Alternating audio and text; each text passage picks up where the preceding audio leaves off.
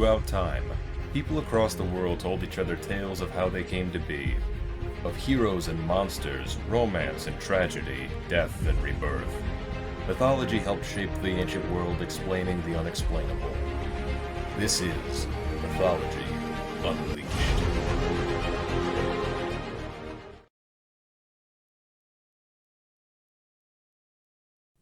While Greek mythology is filled with many stories of romance and tragedy, none are so great as the love and the tragedy of the musician Orpheus and his wife Eurydice.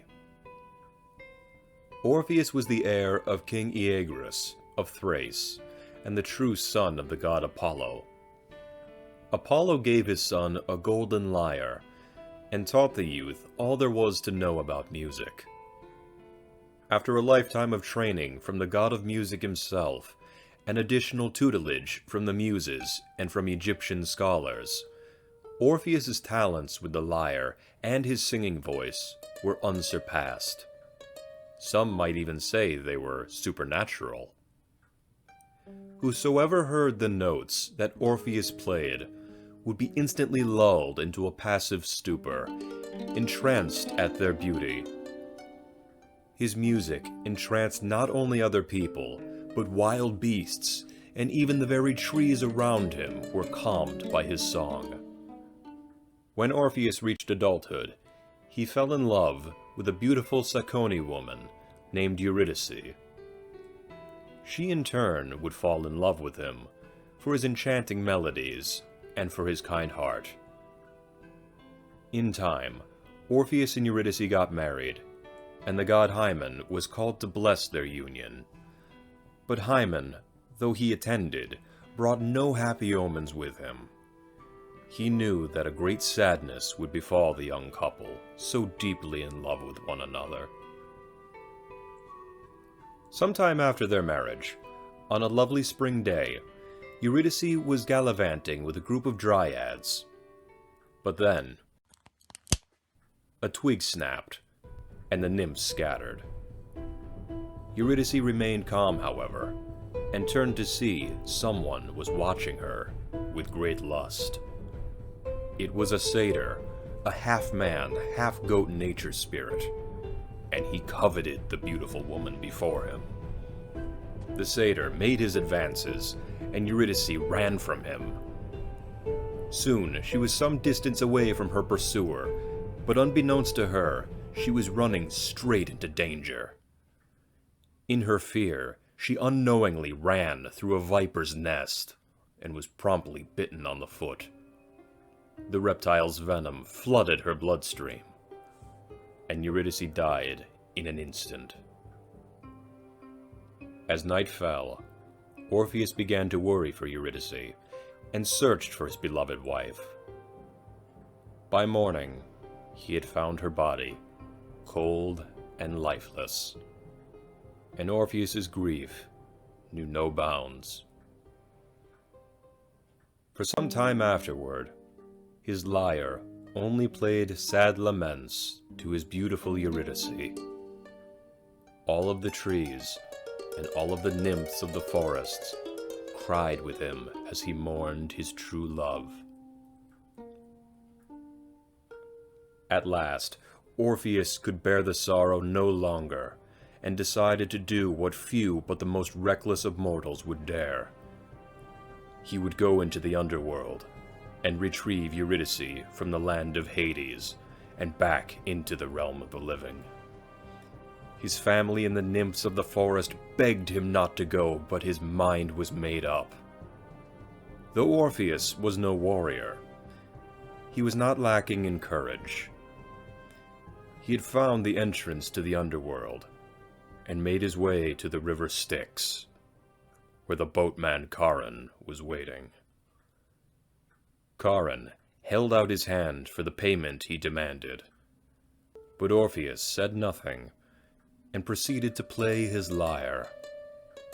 The dulcet tones enchanted Charon, and Orpheus was then ferried through Hades.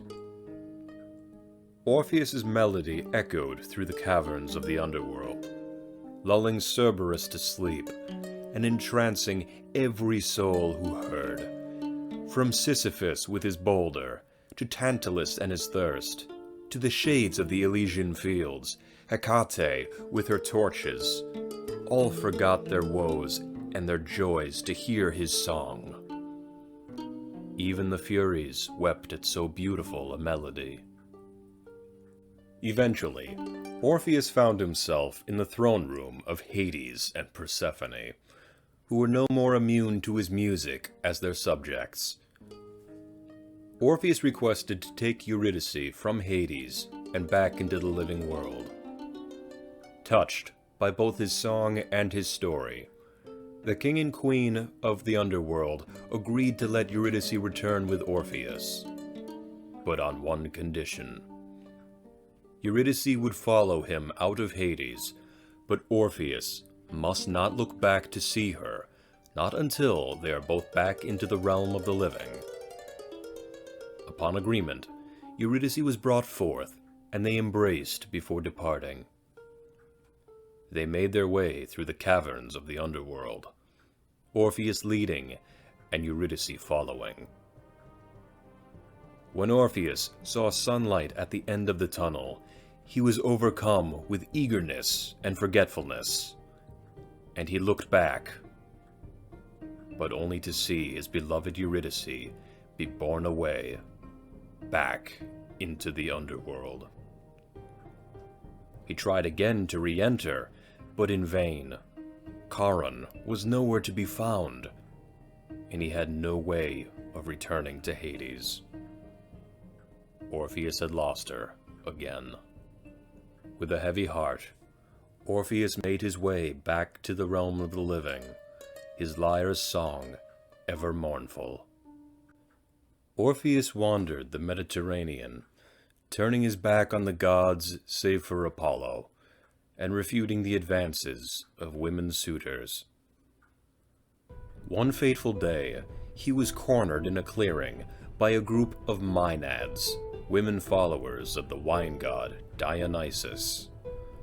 For spurning both their advances and their god, the women hurled weapons and rocks at the musician.